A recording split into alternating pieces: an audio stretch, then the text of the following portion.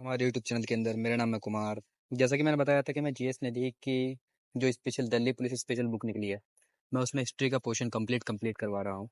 अभी तक हम क्वेश्चन नंबर 300 तक पहुंच चुके हैं और हम अब आगे करते हैं। इस किताब में कुल मिला के 423 क्वेश्चन है जो कि हम अब आगे करने जा रहे हैं। तो क्वेश्चन नंबर 300 जो है वो कुछ इस प्रकार है कि रायबरेली के सैयद अहमद निम्नलिखित में से किस आंदोलन से जुड़े थे। तो सैयद अहमद जो थे वो आपके बहाबी आंदोलन से जुड़े थे। अब ये बहाबी आंदोलन क्या था, इसकी थोड़ी एक्सप्लेनेशन देखते हैं। वो कुछ इस प्रकार है कि रायबरेली के सैयद अहमद बहाबी आंदोलन से जुड़े थे। बहाबी आंदोलन का मुख्य जो केंद्र था वो पटना था आपका। ठीक है। वहीं इसके बाद जो ऑप्शन नंबर 2 में मोपला विद्रोह दे रखा है, ये शुरुआत होता है आपका 1921 में और मालाबार केरल में प्रारंभ होता है। ठीक है। जो ऑप्शन नंबर सी में एका आंदोलन दे रखा है, ये भी शुरुआत होता है 1921 में और ये होता है अवध के क्षेत्र में, जो अवध वर्तमान के उत्तर प्रदेश का क्षेत्र माना जाता है। ठीक है। और कूका आंदोलन है, ये पंजाब राज्य में प्रारंभ होता है। तो आपको देखो यहाँ पे टोटल मिला के 4 आंदोलन पता लग गया है। पहला बहाबी आंदोलन सैयद अहमद खान। दूसरा फिर आपको पता लग गया है एका आंदोलन 1921 में शुरू हुआ है। फिर मोपला विद्रोह 1921 केरल में, कूका आंदोलन पंजाब में। क्वेश्चन नंबर 301 जो कुछ इस प्रकार है कि हिंदू विधवा पुनर्विवाह अधिनियम निम्नलिखित में से किस वर्ष पारित हुआ था। तो यह होता है 1856 में पारित होता है। तो देखो इसके बाद ही आप लोगों को पता है कि 1857 में भारत के अंदर एक क्रांति होती है। ठीक है। जो कि 1857 में होती है। तो इससे एक साल पहले 1856 में लॉर्ड डलहौजी के टाइम में हिंदू पुनर्विवाह अधिनियम पारित हो जाता है। अब हिंदू पुनर्विवाह अधिनियम जुलाई 1856 में पारित हुआ। यह अधिनियम भारत में विधवाओं की स्थिति को सुधारने वाला एक पहला सामाजिक सुधार है। देखो इससे पहले जनरली भारत के अंदर क्या था कि अगर एक महिला जो विधवा हो जाती है तो उसके पास दो ऑप्शन होते थे, या तो वो पूरी जिंदगी विधवा ही बन के रहे और या अदरवाइज दूसरा ऑप्शन जो था, जो बहुत एक क्रूर ऑप्शन माना जाता है, कि वह अपनी पति की चिता में जलकर अपना आत्मदाह कर दे। ठीक है। बट 1856 में एक एक्ट के थ्रू ये बनाने की कोशिश की गई कि एक महिला जो विधवा हुई है और उसकी उम्र कम है तो वो दोबारा किसी अन्य व्यक्ति से शादी कर सकती है। ठीक है। इस अधिनियम को स्थापित करने की जो प्रेरणा है वो बंगाल के शिक्षक समाज सुधारक ईश्वर चंद्र विद्यासागर से मिली है। तो देखो ये जो अधिनियम है इसकी जो प्रेरणा आ रही है, तो ये एक समाज सुधारक थे जो कहाँ के थे, बंगाल के थे। नाम क्या था, ईश्वर चंद्र विद्यासागर। ईश्वर चंद्र विद्यासागर ने 7 दिसंबर 1856 को कलकत्ता में पहला विधवा पुनर्विवाह करवाया था। ठीक है। Question number 302, Satyarth Prakash dash द्वारा लिखी गई है। तो सत्यार्थ प्रकाश किसको द्वारा लिखी गई है, तो भैया ये लिखी गई है स्वामी दयानंद सरस्वती के द्वारा लिखी गई है। ठीक है। ये एक तरह का बुक है इनकी। सत्यार्थ प्रकाश सरस्वती का पैतृक जो नाम था यानी मूल नाम वो मूल शंकर था। ठीक है। यानी कि बहुत बार ये क्वेश्चन में आ चुका है कि स्वामी दयानंद सरस्वती जी का जो मूल नाम है वो क्या था। तो आपका क्या होगा जी, मूल शंकर उनका पूरा मूल नाम था, यानी कि उनका बचपन का नाम। सत्यार्थ प्रकाश मूल रूप से किस भाषा में थी जी, हिंदी भाषा में थी। ठीक है। अगर मैं यहीं से ही भाषा के हिसाब से सोचूं तो मुगलों की जो भाषा थी वो क्या थी, फारसी थी या क्या थी, ये आप मुझे कमेंट सेक्शन में बताओगे। ठीक है। लेकिन बाद में 1882 में स्वामी दयानंद सरस्वती ने इसे संशोधित किया और यह किताब आर्य समाज का प्रमुख ग्रंथ हो गई। अब देखो यहाँ से एक शब्द निकला है कि आर्य समाज।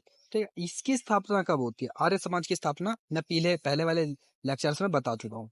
और एक नारा है दयानंद सरस्वती जी का जो है वेदों की ओर लौटो, ये भी इनका ही है। दयानंद सरस्वती ने आर्य समाज की स्थापना 1875 में की है। तो यहाँ से देखो ये भी चीज क्लियर हो गई है। और कहाँ पे की गई भाई, ये हुई थी मुंबई में।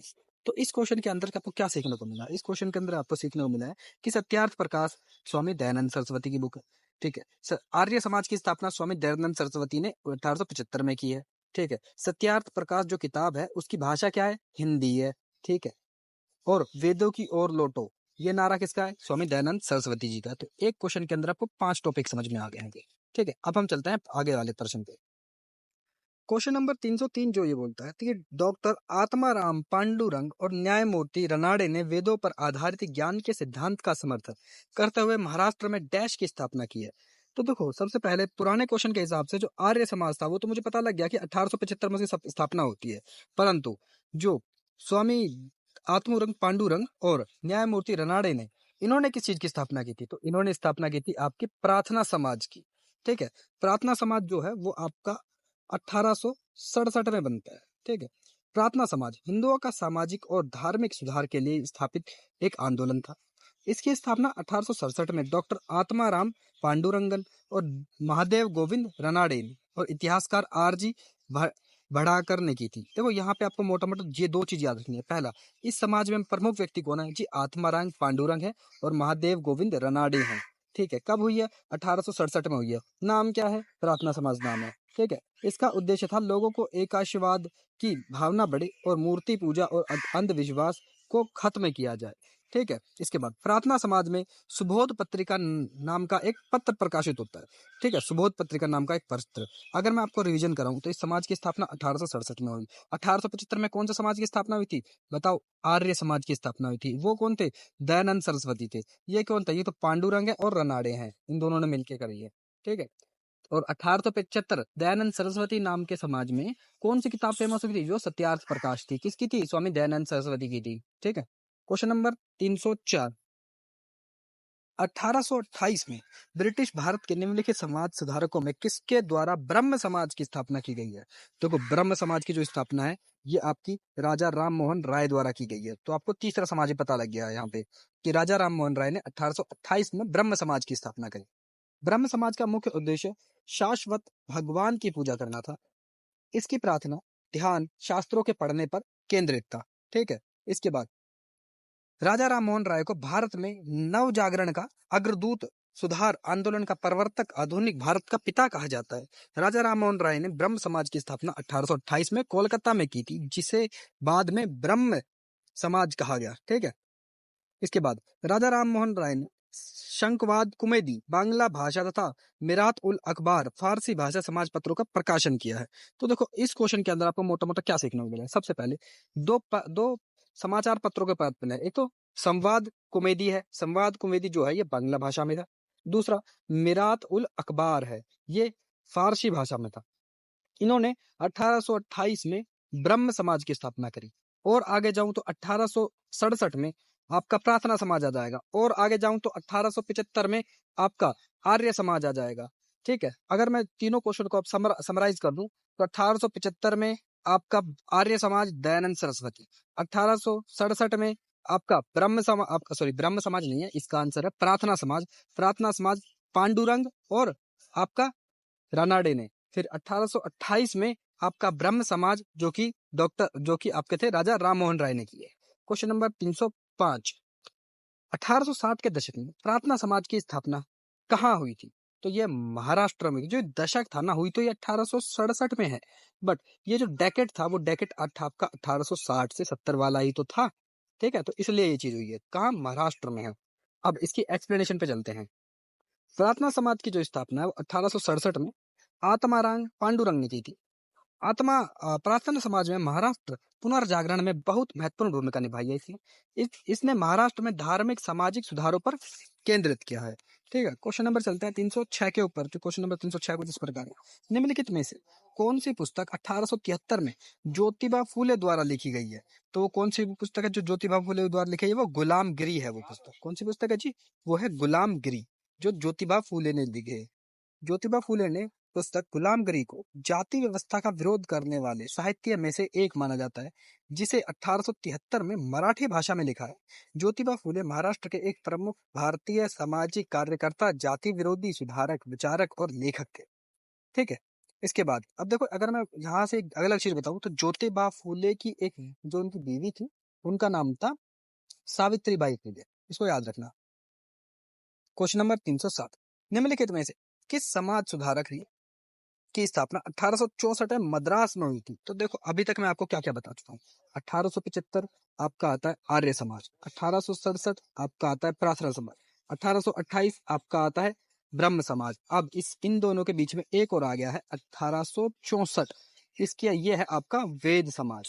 ठीक है, अगर मैं बोलूं 1875 आर्य समाज की स्थापना दयानंद सरस्वती ने, 1867 प्रार्थना समाज की स्थापना पांडुरंग और रनाडे ने, 1828 ब्रह्म समाज की स्थापना वो किए आपके राजा राममोहन राय ने, और 1864 वेद समाज की स्थापना वो किसने किया? वो हम इसमें अभी देखते हैं वो किसने किया।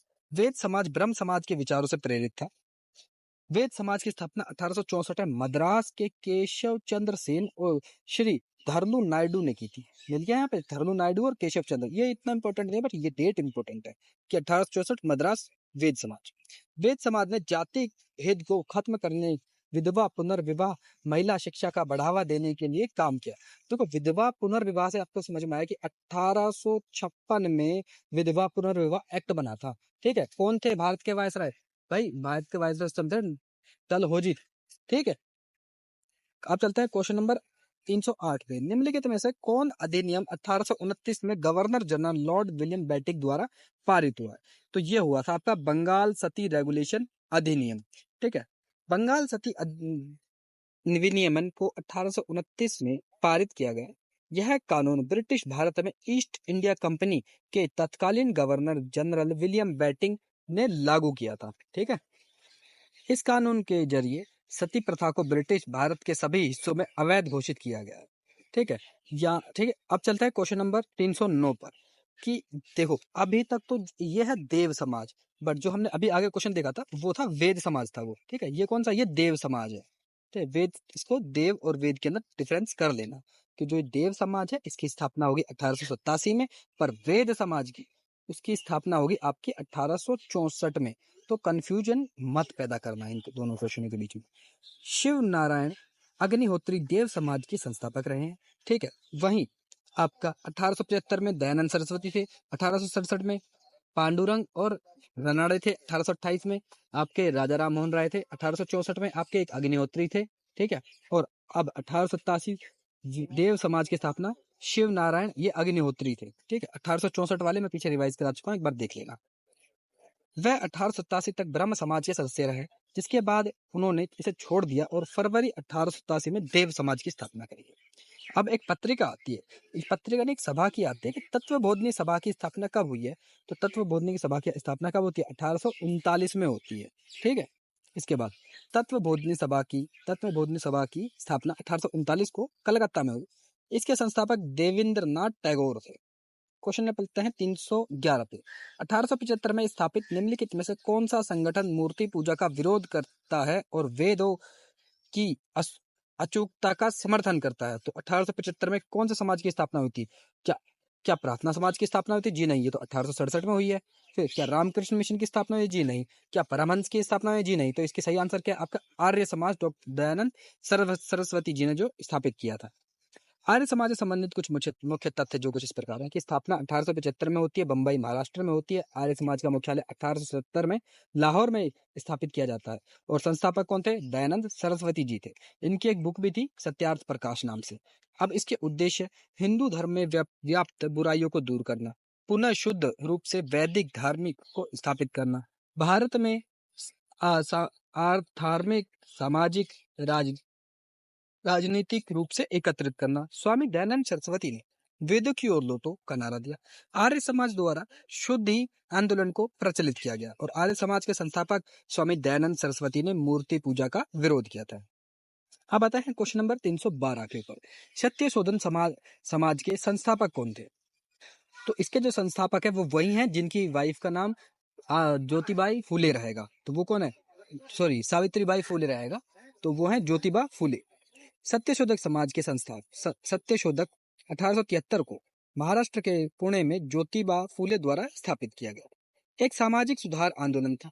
ज्योतिबा फूले की पत्नी सावित्रीबाई फूले सत्यशोधक समाज की महिला वर्ग की प्रमुख थी। तो देखो आ गया ना यहाँ पे कि ज्योतिबा फूले की वाइफ कौन है? सावित्रीबाई फूले। अब मैं दोबारा एक बार रिवाइज करा दूं। 1875 में आर्य समाज, 1867 में प्रार्थना समाज, 1864 में वेद समाज, 1828 में आपका ब्रह्म समाज, 1887 में देव समाज। तो आपको देखो इतने सारे समाज मैंने एक ही क्लास के अंदर याद करा दिया बार बार बोलकर, बट आप बस सुनते रहिए क्लास की चीजें, मैं याद कराने की जिम्मेदारी मेरी खुद की है। इसके बाद देखो आता है कुछ प्रमुख संगठन कह लो या संस्था, उसके संस्थापक, संबंधित स्थान और किस वर्ष। पहला था यंग बंगाल आंदोलन, हेनरी विलियम डेरिजियो ने किया है, बंगाल में होता है, इसका ईयर यहाँ पे दे नहीं रखा। फिर सत्यशोधक समाज की स्थापना अभी अगले क्वेश्चन में गया है, ज्योतिबा फूले, महाराष्ट्र 1873। उसके बाद आर्य समाज, ये तो आपको याद ही है 1875 बंबई, स्वामी दयानंद सरस्वती। ये नया है श्री नारायण धर्म परिपालन योगम, ये जो है ये श्री नारायण गुरु एवं डॉक्टर पालू ने किया है, जो कि केरल में होता है और 1803 में होता है। ठीक है, माफ कीजिएगा, ये 1803 गलती से बोला, ये 1903 है। प्रार्थना समाज किस धर्म के अंतर्गत एक सुधार आंदोलन था? तो किस धर्म के? क्या प्रार्थना समाज जैन धर्म में था? क्या इस्लाम धर्म में था? बौद्ध में था? तो ये किस में था? ये हिंदू धर्म के अंदर था। ठीक है। प्रार्थना समाज 1867 में महाराष्ट्र में हुई। इसके संस्थापक आत्माराम पांडुरंग और रनाडे थे। यह आंदोलन महाराष्ट्र में धार्मिक सामाजिक सुधारों पर केंद्रित था। महादेव गोविंद रनाडे ने शामिल होने के बाद प्रार्थना समाज की लोकप्रियता बढ़ गई थी। ठीक है। क्वेश्चन नंबर 314, निम्नलिखित में से किस समाज सुधारक ने रामकृष्ण मिशन की स्थापना की थी? तो देखो आ गया क्वेश्चन, रामकृष्ण मिशन। तो इसकी जो स्थापना होती है वो स्वामी विवेकानंद जी करते हैं। कौन? विवेकानंद। ठीक है। रामकृष्ण मिशन, इसकी स्थापना होती है 1897 में। 1875 में किसकी? आर्य समाज। 1864 देव समाज। 1887 आपकी वेद समाज। ठीक है। सॉरी, 1864 वेद समाज था। 1887 देव समाज। 1867 प्रार्थना। 1828 आपका ब्रह्म समाज। और अब इसमें एक और ऐड कर लो, रामकृष्ण मिशन 1897। कौन? स्वामी विवेकानंद जी द्वारा कलकत्ता में की गई थी। इस मिशन का उद्देश्य संत रामकृष्ण वर्ष की वेदांत की शिक्षाओं का प्रचार प्रसार करना और भारतीय लोगों की सामाजिक स्थितियों में सुधार करना था। ठीक है। अब इसकी एक्सप्लेनेशन हम आगे देखते हैं। स्वामी विवेकानंद से संबंधित कुछ महत्वपूर्ण तथ्य जो है कुछ इस प्रकार हैं कि जन्म जो होता है 12 फरवरी 1863 को होता है।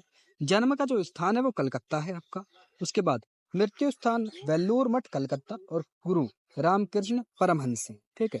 अब इसके बारे में एक नोट दे रखा है, उस नोट को पढ़ते हैं। नोट कुछ इस प्रकार है कि स्वामी विवेकानंद ने वर्ष 1893 में शिकागो यूएसए में आयोजित प्रथम विश्व धर्म सम्मेलन में भारत का नेतृत्व किया। और यहाँ ये एक बहुत महत्वपूर्ण लाइन बोलते हैं कि मेरे भाइयों और बहनों अमेरिका वासियों के।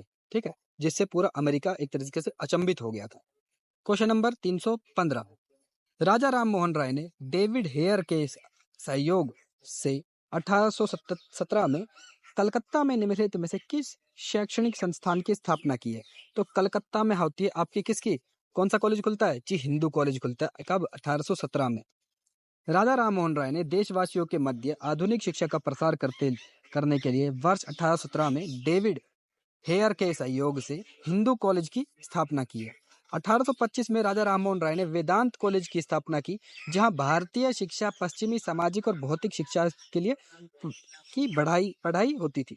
देखो अब जो राजा राममोहन राय ने, उनके 3 डेट आ गई। 1828 ब्रह्म समाज।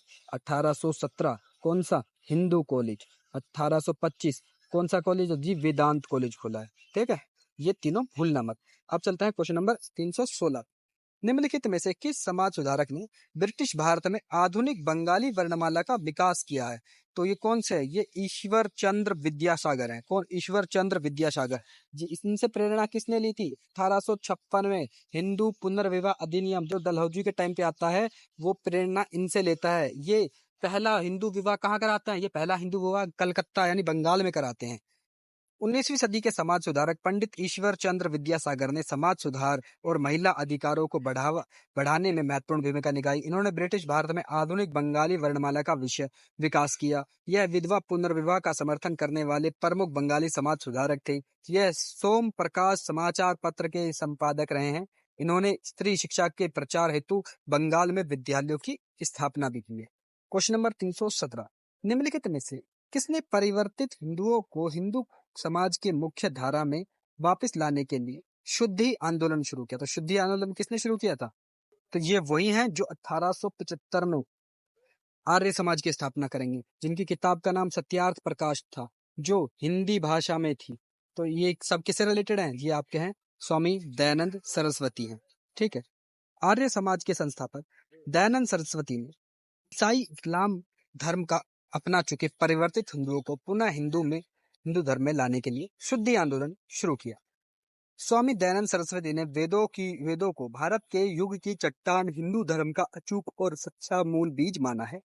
स्वामी दयानंद सरस्वती ने वेदों की ओर लौटो का नारा दिया है। 1889 में डैश ने पुणे में मुक्ति मिशन की स्थापना की, जो उन विधवाओं से शरण स्थली थी जिन्हें उनके परिवारों द्वारा परित्याक्त और प्रताड़ित किया गया है। तो यहाँ से मैं एक बार पुनः रिवीजन करवा दूं।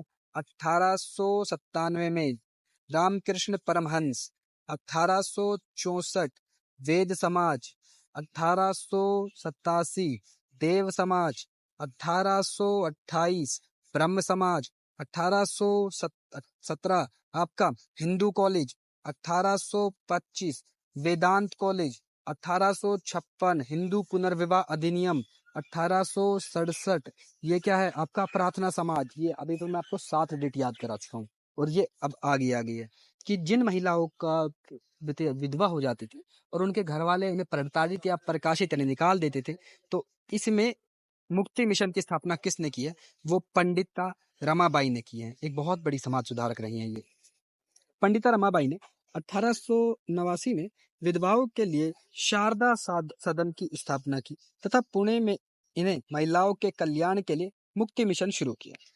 इन्होंने 1882 में आर्य समाज की स्थापना पुणे में की। अब देखो आर्य महिला समाज, अब आर्य समाज के दो पीस हो गए।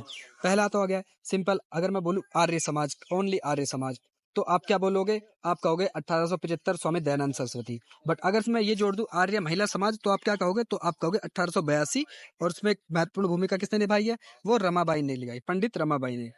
क्वेश्चन नंबर 319, पुणे सार्वजनिक सभा की स्थापना निम्न में से किस स्थान पर हुई थी? तो इसकी स्थापना होती है आपकी, देखो नाम में ही पुणे आ रहा है, तो कहाँ हुई होगी? पुणे में हुई होगी। तो यहाँ से एक नई डेट आ गई है 1870।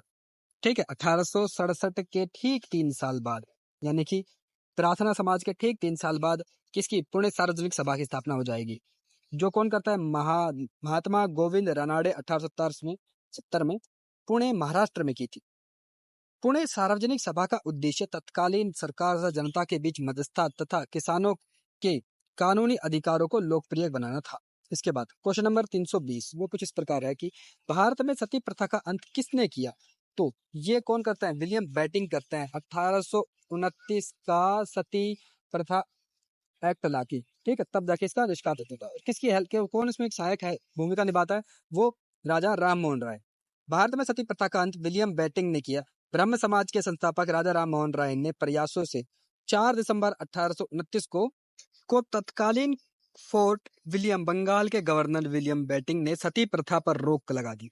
विलियम बेटिंग द्वारा भारत के प्रथम गवर्नर जनरल के रूप में कार्यकाल 1834-35 तक रहे हैं।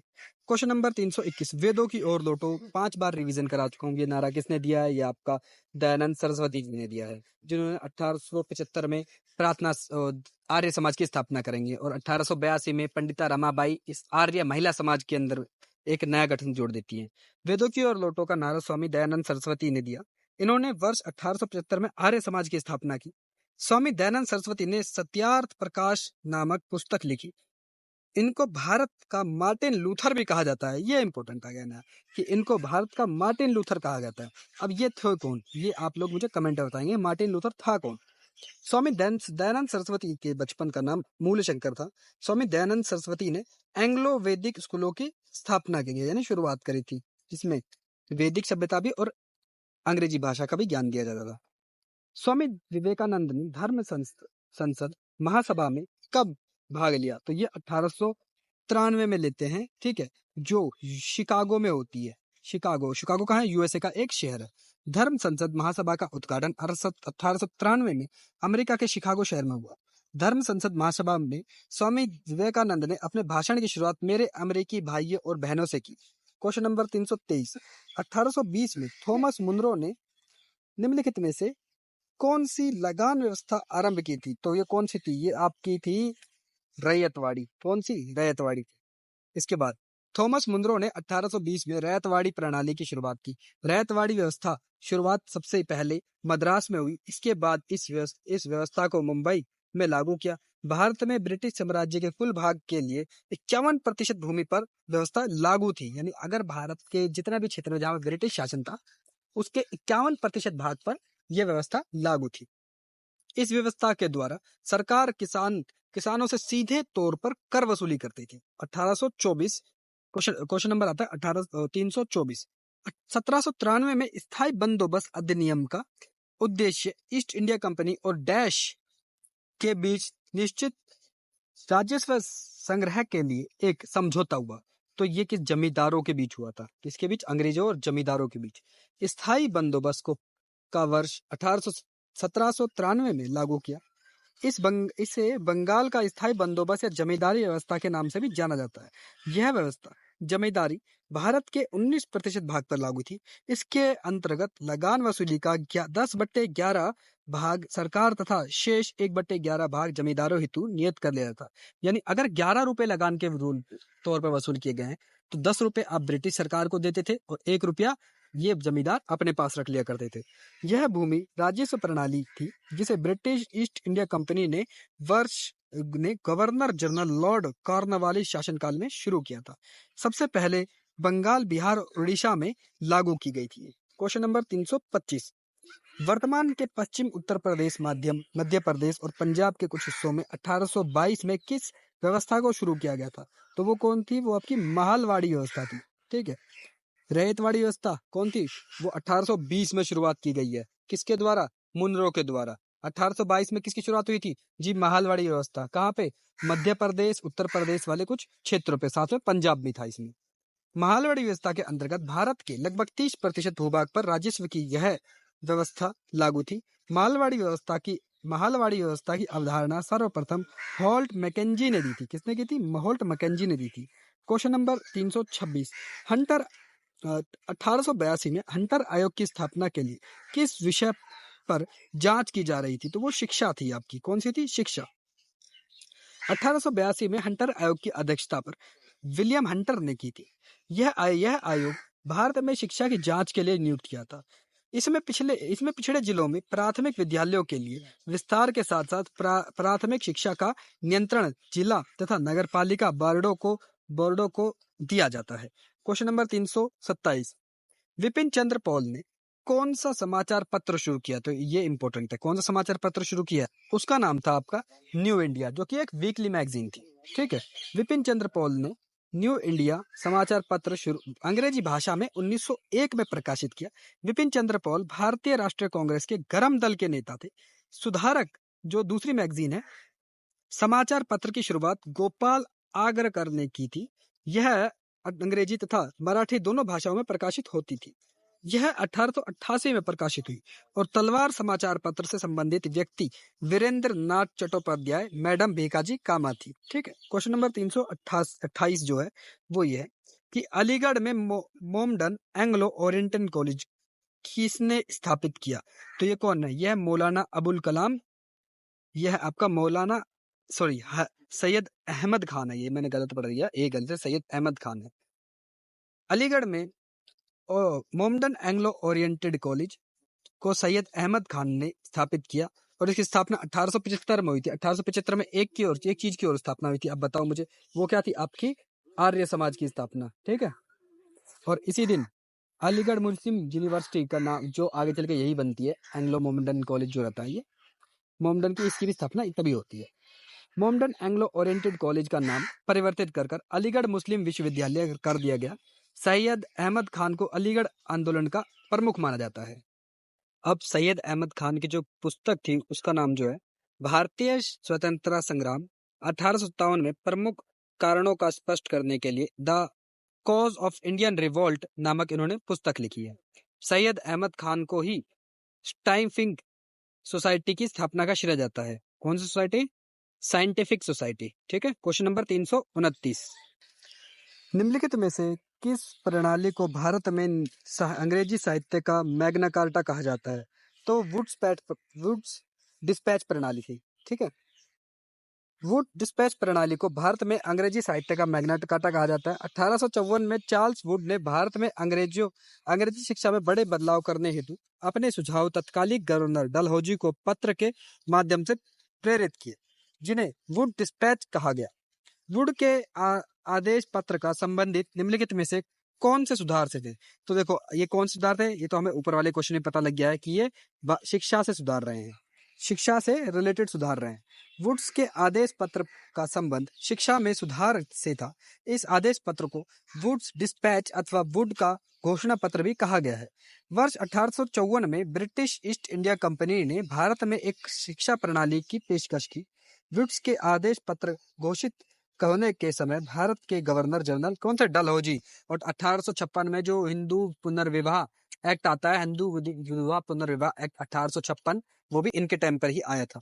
क्वेश्चन नंबर 331, अंग्रेजों ने भारत में अंग्रेजी शिक्षा का माध्यम डैश से बनाया। तो 1835 में लॉर्ड मैकाले थे, वो लाते हैं इसे। ठीक है, अंग्रेजों ने भारत में अंग्रेजी शिक्षा का माध्यम वर्ष 1835 से बनाया। भारत में अंग्रेजी को शिक्षा का माध्यम बनाने वाले श्रेय मैकाले को जाता है। क्वेश्चन नंबर 332, श्री फिरोज शाह मेहता ने कौन सा समाचार पत्र प्रारंभ किया? तो वो कौन था आपका? डेक्कन क्रॉनिकल था। कौन सा? डेक्कन क्रॉनिकल था। सॉरी, डेक्कन क्रॉनिकल नहीं है, वो आपका बॉम्बे क्रॉनिकल था। वो गलती से मैंने डेक्कन पढ़ दिया। ठीक है, वो कौन सा? बॉम्बे क्रॉनिकल है। श्री फिरोज शाह मेहता ने बॉम्बे क्रॉनिकल समाचार पत्र प्रारंभ किया। यह अंग्रेजी भाषा का समाचार पत्र था। यह समाचार पत्र बॉम्बे से प्रकाशित होता था। डेक्कन क्रॉनिकल तथा डेक्कन टाइम्स अंग्रेजी भाषा में प्रकाशित पत्र है। क्वेश्चन नंबर 333, निम्नलिखित राष्ट्रवादी नेताओं में कौन मराठी समाचार पत्र केसरी के संस्थापक रहे हैं? तो केसरी के जो संस्थापक रहे हैं वो कौन है? आपके बाल गंगाधर तिलक रहे हैं। ठीक है, जो 1893 में गणेश चतुर्थी का त्योहार मनाने के लिए प्रेरित करते हैं महाराष्ट्र के लोगों को। राष्ट्रवादी नेता बाल गंगाधर तिलक ने मराठी समाचार पत्र केसरी का संपादन किया। ठीक है, इस समाचार पत्र का संपादन 1881 में हुआ। बाल गंगाधर तिलक भारतीय राष्ट्रीय कांग्रेस के गर्म दल के नेता रह चुके हैं। ठीक है, वहीं अंग्रेजी इतिहासकार वैलेंटाइन सिरोल ने बाल गंगाधर तिलक को भारतीय अशांति का जनक कहा गया है। और बाल गंगाधर तिलक को उपाधि क्या दी गई है जी? लोकमान्य की है। क्वेश्चन नंबर 334, भारतीय स्वतंत्रता के दौरान समाचार पत्र यंग इंडिया को किसके द्वारा प्रकाशित किया? ये हमारे कौन थे? ये गांधी जी ने, गांधी जी का है। गांधी जी के ही कुछ समाचार पत्र जैसे इंडियन ओपिनियन, नवजीवन, हरिजन और यंग इंडिया, ये महात्मा गांधी जी के ही हैं। यंग इंडिया महात्मा गांधी जी द्वारा अंग्रेजों में अंग्रेजी भाषा में प्रकाशित एक साप्ताहिक समाचार पत्र था।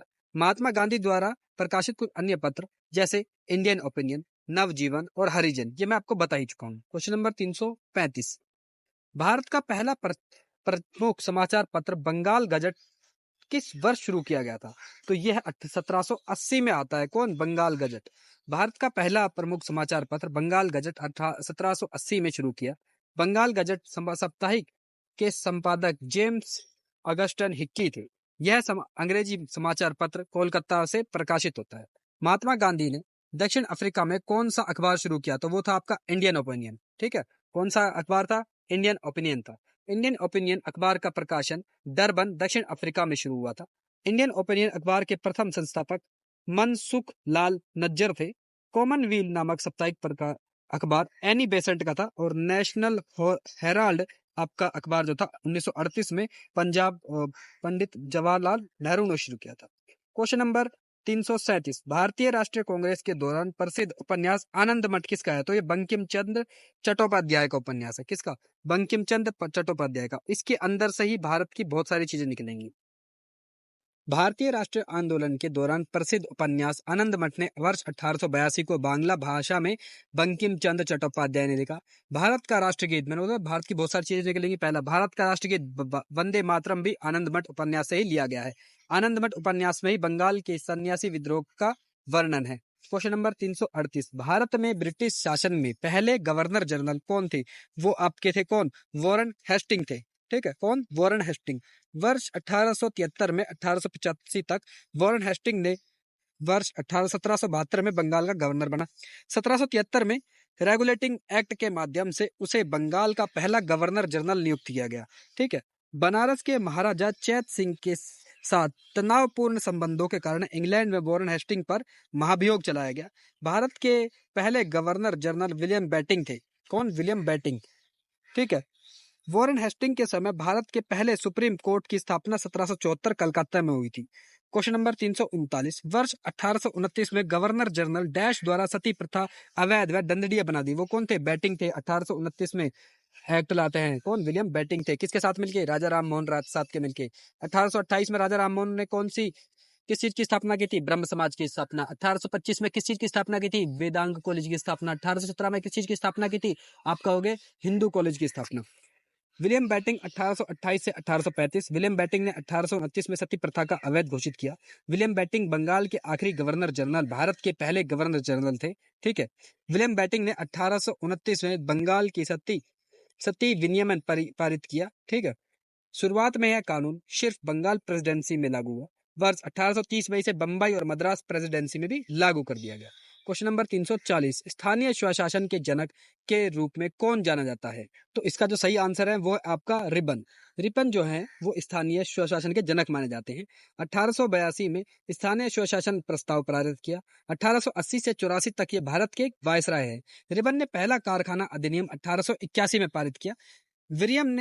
रिपन ने सर विलियम हंटर की स्थापना में एक शिक्षा आयोग की नियुक्ति की थी। तो हंटर आयोग जो स्थापित होता है उसके समय कौन गवर्नर जनरल था? वो आपके रिपन थे आपके। ठीक है, रिपन के शासनकाल में 1881 में भारत में पहली नियमित जनगणना होती है। ठीक है, क्वेश्चन नंबर 341, भारत के पहले वायसराय कौन थे? वो कैनिंग थे आपके। कौन? कैनिंग। भारत के प्रथम वायसराय कैनिंग थे। कैनिंग का कार्यकाल वायसराय के रूप में 1858 से 1862 तक रहा।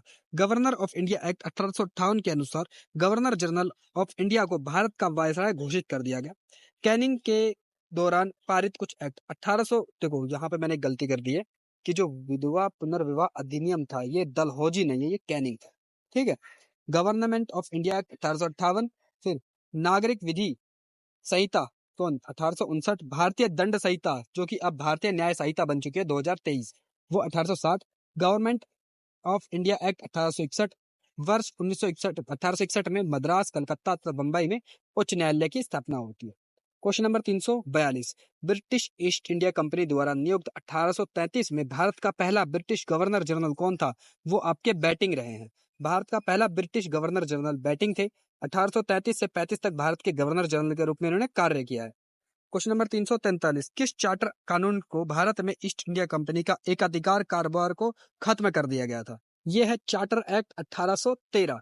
1813 चार्टर एक्ट 1813 में भारत में ईस्ट इंडिया कंपनी के व्यापारिक एकाधिकार को समाप्त कर दिया गया, चाय और चीनी के साथ व्यापार को छोड़कर। ठीक है, चाय और चीन मतलब एकाधिकार को समाप्त कर दिया गया था। और एक चीज थी कि भारत में जो चाय इंपोर्ट की जाएगी चीन से वो ब्रिटिश इंडिया कंपनी ही करेगी, और भारत से जो अफीम जाएगी चाइना में वो भारत की ईस्ट इंडिया कंपनी ही करेगी। बाकी सबके जैसे खत्म कर दिए गए थे। चार्टर अधिनियम 1813 में ब्रिटेन के सभी व्यापारियों को भारत से व्यापार करने की छूट प्रदान कर दी गई थी। क्वेश्चन नंबर 344, सहायक संधि को प्रणाली की स्वीकार करने वाला पहला भारतीय मूल का शासक कौन था? वो आपके हैदर के निजाम थे।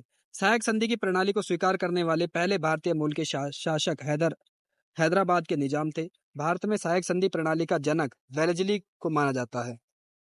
इस प्रणाली की शुरुआत 1798 में हुई थी। सहायक संधि स्वीकार करने वाले कुछ राज्य, सबसे पहले आपके निजाम आते हैं 1799। ठीक है, सॉरी, मैसूर आते हैं टीपू सुल्तान की मृत्यु के बाद, ये इसके अंडर में आ जाते हैं।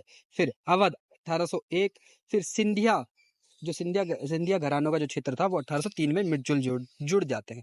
क्वेश्चन नंबर 345, 1853 में कहां से कहां तक यातायात के लिए पहला रेल मार्ग चला? वो बंबई से ठाणे चलता है। कहां? 1853 में 34 किलोमीटर लंबी लाइन थी ये। ठीक है, 1853 में बंबई से ठाणे तक यातायात के लिए पहला रेल मार्ग खोला गया।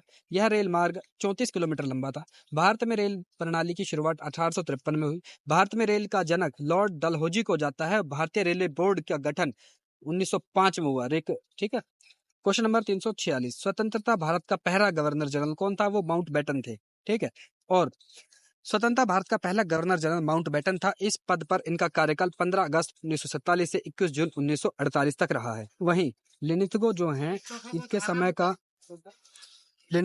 समय का अगस्त प्रस्ताव 1940 में आता है। वेवल इनके समय कैबिनेट मिशन आता है 1946 में। क्वेश्चन नंबर 347, सहायक संधि का सिद्धांत निम्नलिखित में से किस गवर्नर जनरल से संबंधित है? वो वेलेजली से है। सहायक संधि का सिद्धांत गवर्नर जनरल वेलेजली से है। वेलेजली द्वारा सहायक संधि प्रणाली की शुरुआत 1798 में की गई है, और पहले जो इस चीज को अपनाते हैं वो हैदराबाद के निजाम है। उसके बाद 1799 में जो टीपू सुल्तान का क्षेत्र मैसूर था उसको अपने कंट्रोल में ले लिया जाता है। 1801 में आपका अवध क्षेत्र आ जाता है, और इसके बाद 1803 में एक क्षेत्र और आता है जो सिंधिया घरानों के अंदर आता है। क्वेश्चन नंबर 348, भारत में दोहरे शासन की नीति किसके द्वारा लागू की थी? रॉबर्ट क्लाइव के द्वारा लागू की है 1765 में। बंगाल में दोहरे शासन की नीति रॉबर्ट क्लाइव द्वारा 1765 में लागू की गई, क्योंकि 1764 में बक्सर का युद्ध होता है ब्रिटिश कंपनी और त्रिगुट सेना के बीच, जहाँ पे त्रिगुट सेना हार जाती है। त्रिगुट सेना में 3 लोग होते हैं, पहले अवध के निजाम होते हैं, बंगाल के नवाब और मुगल बादशाह शाह आलम होते हैं, ठीक है, और ये हार जाता है। फिर 1765 में संधि साइन होती है, ठीक है, और बंगाल में दोहरे शासन की नीति का रॉबर्ट क्लाइव द्वारा लागू कर दिया जाता है। डलहौजी को भारत में रेलवे का जनक माना जाता है। डलहौजी को हड़प नीति यानी डॉक्ट्रिन ऑफ लैप्स के नाम से जाना जाता है। डलहौजी का कार्यकाल भारत के गवर्नर जनरल पर 1848 से 1856 तक रहा। कॉर्नवालिस जो रहे, कॉर्नवालिस को भारत में पुलिस व्यवस्था का जनक माना जाता है। कॉर्नवालिस ने वर्ष 1793 में स्थायी बंदोबस्त प्रणाली शुरू की। वॉरेन हेस्टिंग बंगाल के प्रथम गवर्नर जनरल रहे हैं। 1774 में नियुक्त किया गया था और इन्हीं के टाइम पे भारत में सुप्रीम कोर्ट की स्थापना होती है कलकत्ता के अंदर। वॉरेन हेस्टिंग को बंगाल में वैध दोहरी शासन प्रणाली को समाप्त करने का श्रेय जाता है। क्वेश्चन नंबर 349, व्यापक का सिद्धांत किस गवर्नर जनरल द्वारा लागू किया? वो डलहौजी का था, जिसको डॉक्ट्रिन और लैप्स के नाम से भी जाना जाता है। व्यापगत के सिद्धांत को हड़प नीति भी कहा जाता है।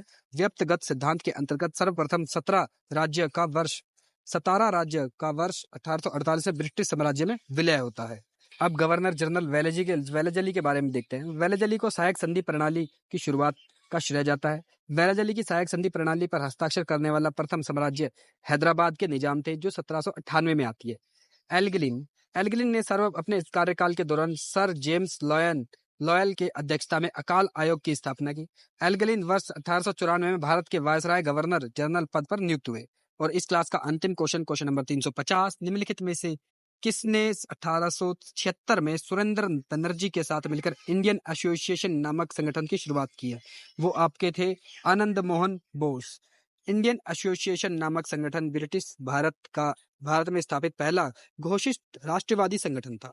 इसे इंडियन नेशनल एसोसिएशन के नाम से भी जाना जाता है। इसकी स्थापना कलकत्ता में हुई है और इस गठन का उद्देश्य लोगों को राजनीतिक, बौद्धिक और भौतिक उन्नति को बढ़ावा देने के लिए आता है। तो आज की क्लास में इतना ही। नेक्स्ट क्लास के अंदर मैं क्वेश्चन नंबर 351 से 401 तक या इसके अंतिम तक लेकर जाऊंगा। होप्स आपको ये क्लास पसंद आई हो। आप इस क्लास को लाइक करिए, शेयर करिए, सब्सक्राइब करिए और अगर आपका कोई सुझाव है तो आप मुझे कमेंट सेक्शन में बता सकते हैं। Thank you.